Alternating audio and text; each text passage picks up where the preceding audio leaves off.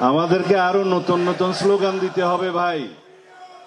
এখানে আমি যে সমস্ত স্লোগান শুনতেছি আসার পর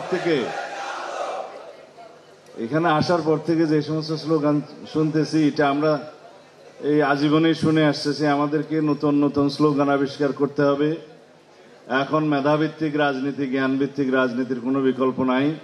অবশ্যই এই স্লোগানও আমরা দেব, কিন্তু আরো নতুন নতুন স্লোগান আবিষ্কার করার জন্য আমি আমার তরুণ প্রজন্ম ভাই বোনদেরকে অনুরোধ জানাবো একটা সেল করে, যে স্লোগানগুলো আমাদেরকে জাতির সামনে সংক্ষিপ্তভাবে দুই কথায় তুলে ধরবে। ধন্যবাদ।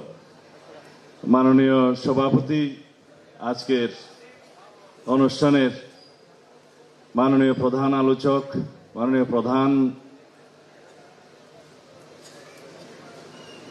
অতিথি এবং উপস্থিত সম্মানিত জাতীয় স্থায়ী কমিটির সদস্যবৃন্দ, নেতৃবৃন্দ, উপস্থিত ভাই বোনেরা, সাংবাদিকবৃন্দ, আসসালামু আলাইকুম। একটু আগে যে প্রামাণ্য চিত্র দেখলাম, এখান থেকেই শুরু করি। এটি আমাদের, যদি বলি গৌরবময় অতীত, তাহলে আমরা দুঃখ পাব। যদি বলি এটা আমাদের রক্তাক্ত ইতিহাস, তাহলে সত্যি কথা। কিন্তু যদি বলি এটাই আমাদের ইতিহাসের ভিত্তি, তাহলে অত্যন্ত সত্যি কথা। মানুষ ভবিষ্যতের মধ্যে অতীতকে ধারণ করে, এটা হচ্ছে তাত্ত্বিক কথা। আমরা আমাদের রাজনীতির মধ্যে আমাদের এই অতীতকে ধারণ করি, কিন্তু আমরা ভবিষ্যৎ রাজনীতিতে যদি আমাদের গৌরবময় অতীতকে ধারণ করে ভবিষ্যতের জন্য বর্তমান অবস্থায় দাঁড়িয়ে যদি আমরা মেধাভিত্তিক এবং জ্ঞানভিত্তিক রাজনীতির ভিত্তি আমরা সৃষ্টি না করি, ধারণ না করি, তাহলে আমরা বহুদূর এগিয়ে যেতে পারবো না। আমি শহীদ রাষ্ট্রপতি জিয়াউর রহমানের কথা বলছি, আমি এদেশের রাজনীতির কিংবদন্তির কথা বলছি, কিন্তু তার উত্তরসূরির কথা আমি একটু পরে বলবো। আমরা ঢাকা বিশ্ববিদ্যালয়ে ছাত্র রাজনীতিতে যোগদান করেছিলাম শহীদ রাষ্ট্রপতি জিয়াউর রহমানের দেশপ্রেমে উদ্বুদ্ধ হয়ে। তার দেশপ্রেমের কাহিনী আমি বলার জন্য এখানে যথেষ্ট সময় নয়। অনেক বক্তাই বলেছেন, সারা জীবন সেই বক্তব্য আমরা শুনে যাব। তিনি মেধার মূল্যায়ন করতেন, মেধাবী ছাত্রদেরকে তিনি বহুভাবে উৎসাহিত করতেন, অনুপ্রেরণা দিতেন। তার সেই রাজনীতিতে অন্তর্ভুক্ত হয়ে আমরা নিজেদেরকে গর্ববোধ করতাম। সেই একই প্রক্রিয়া আমাদের নেতা জনাব তারেক রহমান শুরু করেছেন। তারুণ্যের রাজনৈতিক ভাবনা এবং তারুণ্যের রাজনৈতিক অধিকার বাস্তবায়নের নামে যে সমস্ত কর্মসূচি বর্তমানে চলছে, চালু করেছে, তার মধ্য দিয়ে আমি কয়েকজনের বক্তব্য শুনছিলাম ঢাকায় যেটা অনুষ্ঠিত হয়েছে তার মধ্যে। তার প্রেক্ষিতে আমি বলতে চাই, ডক্টর জাহিদ একজন আলোচক ছিলেন, উনি বললেন, কে বলতে পারবেন পৃথিবীর একমাত্র একটা কোম্পানির নাম যেটি বন্ধ হয়ে গেলে পৃথিবী অচল হয়ে যাবে? কেউ একজন বললেন থাইওয়ান, কি যেন এটা সেমিকন্ডাক্টর ম্যানুফ্যাকচারিং কোম্পানি, এটা TSMC নামে পরিচিত। সত্যি কথা, পৃথিবীর প্রায় 70% বেশি সেমিকন্ডাক্টর সেই কোম্পানি উৎপাদন করে, অল্প কিছু শেয়ার আছে চায়না এবং অন্যান্য জায়গায়। পৃথিবী অচল হয়ে যাবে সত্যি সেই জ্ঞানভিত্তিক ম্যানুফ্যাকচারিং কোম্পানি যদি বন্ধ হয়ে যায়, প্রযুক্তি ভিত্তিক। সেই জমানায় আমরা এখন আছি, কিন্তু আমরা যদি এখনো সেই 70-এর দশকের 60-এর দশকের স্লোগান নির্ভর রাজনীতি করি, চলবে না। আমাদের সামনে অনেক বেশি কম্পিটিশন আছে, প্রতিদ্বন্দ্বিতা আছে।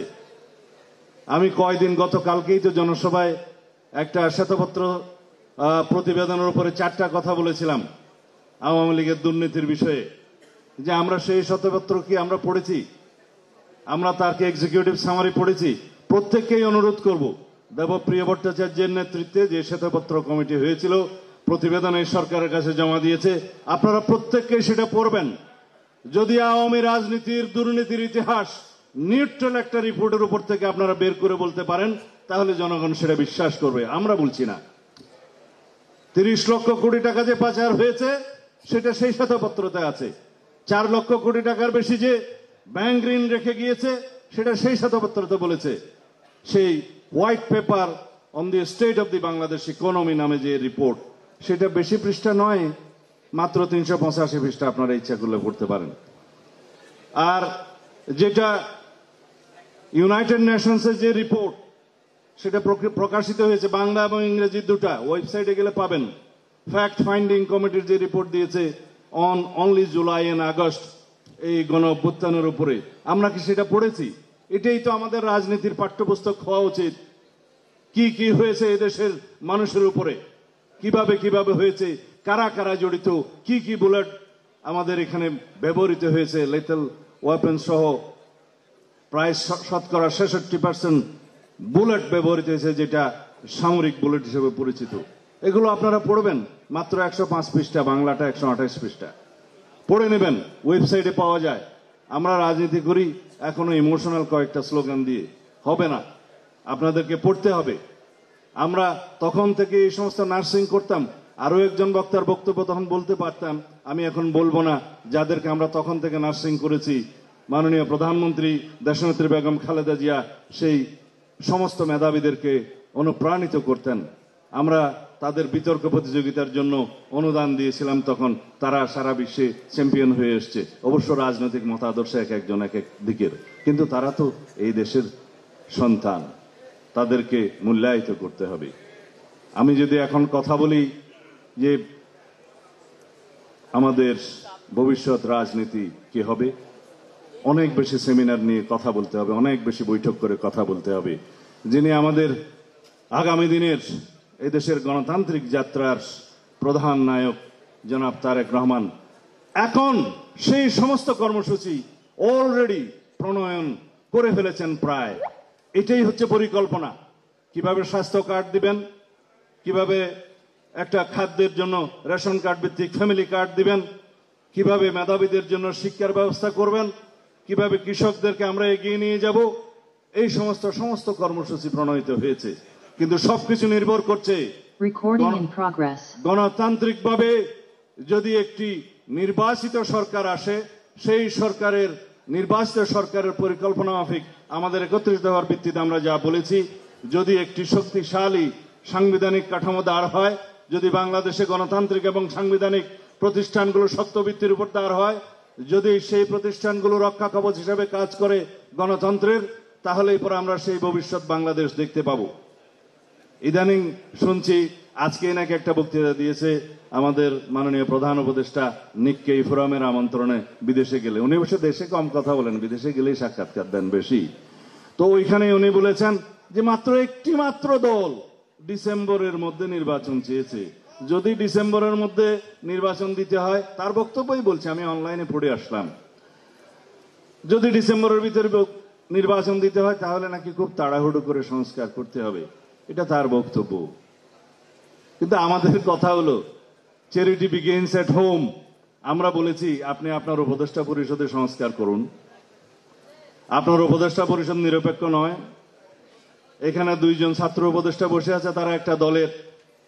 আরেকজন উপদেষ্টা বসে আছে, বিদেশ ভ্রমণ করেছে 20 বছর, এখন বাংলাদেশকে উদ্ধার করতে এসছেন। তার বিতর্কিত ভূমিকার কারণে বাংলাদেশে বিভিন্ন রাজনৈতিক দল এবং বিভিন্ন সংস্থার মধ্যে একটা দূরত্ব সৃষ্টি হয়েছে। তিনি তার কি পরিকল্পনা নিয়ে এসছেন জানি না, আল্লাহ মালুম। আরো কয়েকজন ফেসিবাদের দোষর আপনার উপদেষ্টা মন্ডলীর মধ্যে আছে। সংস্কার করুন, নাম বলতে চাই না, বিব্রত হবেন। আমরা তার কাছে এটা প্রকাশ করেছি, বলেছি যদি সরিষার মধ্যে ভূত রেখে আপনি সংস্কার করেন, সংস্কার হবে না। আর সংস্কার এমন কোন সংস্কার নেই, সমস্ত সংস্কার যেগুলো এগ্রিড হবে, একটা ন্যাশনাল কনসেনসাস হবে, ব্রডার কনসেনসাস হবে, সেই সমস্ত সংস্কারগুলো 1 সপ্তাহ থেকে 1 মাসের ভিতরে বাস্তবায়ন করা সম্ভব। যদি আপনি না পারেন আমাদেরকে বলেন, আমরা করে দেব। শুধুমাত্র যে সমস্ত সাংবিধানিক সংস্কারের মধ্যে ঐক্যমত্য সৃষ্টি হবে, সেই সমস্ত সাংবিধানিক সংশোধনীগুলো নির্বাচিত সংসদের মধ্যেই করতে হবে। এটাই হলো আমাদের পরিষ্কার বক্তব্য। সুতরাং সংস্কার বলে যে আপনারা ফেনা তুলছেন মুখে, কয়টা সংস্কার করেছেন? কোন ডিপার্টমেন্টে, কোন আইনে যে সংস্কারগুলো আপনারা আনতে চান, যেগুলো নির্বাহী আদেশে সম্ভব, করে দেন। জুডিশিয়ারি সংস্কার তো প্রায় হয়ে গেছে, ঐক্যমত্য, অপেক্ষা করার তো কোনো দরকার নেই। জুডিশিয়ারি ভার্ডিক্টের মধ্য দিয়ে অনেক সংস্কার ইতিমধ্যে করে ফেলেছেন। যে সমস্ত জুডিশিয়ারির সংস্কারগুলো দরকার, প্রধানত হচ্ছে একটা জাস্টিস নিয়োগের আইন করা, প্রধানত হচ্ছে সুপ্রিম জুডিশিয়াল কাউন্সিলের মধ্যে আরো বেশি সংস্কার করা। এটা আর্টিকেল 96 অনুসারে। প্রধানত সংস্কার হচ্ছে আর্টিকেল 116 অনুসারে অধস্তন আদালতের নিয়ন্ত্রণ ক্ষমতা নিয়ে আসা। সুপ্রিম কোর্ট ইজ এনাফ, ভার্ডিক্টের মধ্যে দিয়ে সমস্ত সংস্কার হয়ে যাবে। এবং ডিসেন্ট্রালাইজেশনের ব্যাপারে কিছু ঐক্যমত হয়েছে, সেটা তারা করতে পারে, এমনকি আমাদের জন্য অপেক্ষা করারও দরকার হবে না। তারপরেও যেহেতু এগুলো আবার রেটিফিকেশন হবে নেক্সট পার্লামেন্টে, সেজন্য ঐক্যমতের ভিত্তিতে করা দরকার। হয়ে গিয়েছে দুদকের সমস্ত সংস্কার আমরা প্রায় একমত হয়েছি, প্রশাসনিক সংস্কারের মধ্যে প্রায় একমত হয়েছি, আমরা নির্বাচন সংস্কার কমিশনের দুই একটা ইউটোপিয়ান আইডিয়া বাদে প্রায় একমত হয়েছি আমরা। তারপরে বলি জুডিশিয়ারির কথা তো আগেই বললাম। সুতরাং বাকি থাকলো সংবিধান। সুতরাং মাননীয় প্রধান উপদেষ্টা সংস্কারের এই সমস্ত বাহানা করে নির্বাচনকে বিলম্বিত করবেন না, জাতির মধ্যে বিভক্তি সৃষ্টি করবেন না, গণতান্ত্রিক শক্তি সমূহের মধ্যে বিভক্তি সৃষ্টি করার মতো কোনো শক্তিকে সুযোগ দিবেন না। এবং দয়া করে আমাদের এখানে ফেসিবাদ বিরোধী যে জাতীয় ঐক্য আছে, সেই জাতীয় ঐক্যকে আমরা যাতে দৃঢ় করি, ইস্পাত কঠিন সংকল্প নিয়ে সেই জাতীয় ঐক্যকে ধরে রেখে আগামী দিনের বাংলাদেশে আমাদের এগিয়ে যেতে হবে। এবং সেই বাংলাদেশ আমাদের নেতা স্লোগান দিয়েছেন, সবার আগে বাংলাদেশ, অন্য কোনো দেশ নয়, সবার আগে বাংলাদেশ। সেই বাংলাদেশ বিনির্মাণ করতে গেলে আমাদেরকে সেই ঐক্যবদ্ধভাবে সেই ফেসিবাদ বিরোধী জাতীয় ঐক্যকে ধরে রেখে আমরা এগিয়ে যাব ইনশাল্লাহ আমাদের নেতার নেতৃত্বে। খোদা হাফিজ, বাংলাদেশ জিন্দাবাদ। ধন্যবাদ। এ পর্যায়ে বক্তব্য রাখার আহ্বান জানাচ্ছি